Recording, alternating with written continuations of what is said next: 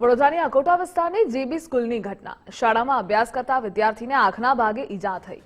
એક વિદ્યાર્થીએ પેન ફેંકી તે સમયે અન્ય વિદ્યાર્થીના આંખના ભાગે વાગી। ઈજાગ્રસ્ત વિદ્યાર્થીને ખાનગી હોસ્પિટલમાં સારવાર અર્થે ખસેડાયો છે। મારે કોઈ ફરિયાદ નથી કરવી, તે વિદ્યાર્થીઓ પણ મારા બાળક જેવા છે। શાળાએ પ્રાથમિક સારવાર ન કરી પહેલા અમને બોલાવ્યા। વિદ્યાર્થીના પિતાનું આ સ્ટેટમેન્ટ છે। જ્યારે આચાર્યએ નિવેદન આપ્યું કે અમે બાળકોને મસ્તી ન કરવા અપીલ કરી રહ્યા છીએ। કે આ શું કરે છે, એ નીચે મોઢું નાખીને બેઠી હતી, બરાબર। કે શું કરે, આ છોકરાઓ મસ્તી કરતા હતા, એના ફોટો બધા છે। અને મારા છોકરાને છેલ્લી કાગળના ડૂચા માર્યા, પછી ભાઈ બોલપેન મારી, એ સીધી મારા છોકરાના જમણા આંખ પર પડી ગઈ છે। સિચ્યુએશન તો સારી છે, છોકરો બોલે છે, બધું છે, પણ હવે આંખની કંઈ એ છે નહીં અમારે।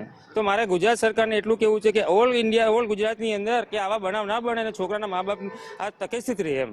એટલે તરત જ અમે એમના પેરેન્ટ્સને ફોન કર્યો। પેરેન્ટ્સ આવ્યા અને એમને દવાખાને દાખલ કર્યો। ક્લાસ ટીચર ઉપસ્થિત હતા। એ બધા છોકરા નોટબુક ચેક કરી રહ્યા હતા। ક્લાસમાં એકદમ શાંત બેઠેલા, પણ છતાંય આ બે છોકરાઓ થોડી તોફાન કરતા હતા। અને આ પહેલા છોકરાએ, પહેલી બેન્ચવાળા છોકરાએ છેલ્લી બેન્ચવાળા છોકરાને આ પેન આપી। એમાં વચ્ચે કોઈને, દરેક ક્લાસની અંદર દરેક ક્લાસ ટીચરે પહેલા પીરિયડની અંદર બધાને સમજાવ્યું કે આટલી નાની નાની વાતો ઘણીવાર કેટલી ગંભીર પરિણામ લેતી હોય છે।